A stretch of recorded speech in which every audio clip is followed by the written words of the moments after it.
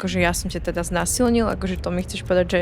On sám to fakt vůbec nechápal a to je taky druhá věc, že ti kluci, kteří i jsou hodní, jo, že nejsou jako zlí, tak on byl hodně závislý na pornografii a říkal mi to, že prostě vlastně od 12 let na tom je závislej, ale tohle ho dovedlo někam úplně jinam, on dokonce měl teda i kvůli tomu problémy, jakoby potom, jako s erekcí, ano. Takže on vlastně sám byl strašně ztracený v tom, že jako překročil nějaký hranice, že taky nevěděl, co jsou hranice.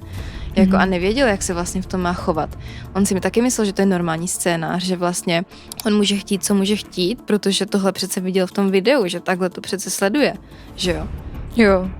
A to je potom taky těžký, že jako ti kluci sice ano, udělají to a jsou jako blbci a mají o tom přemýšlet asi jinak, ale zároveň to je to, co se jako naučili už z nějakého jiného místa a vlastně oni fakt jako nemusí být zlí lidi, aby se tohle stalo. Oni jenom sami si nemusí jako vyložit dobře sexuální scénář prostě.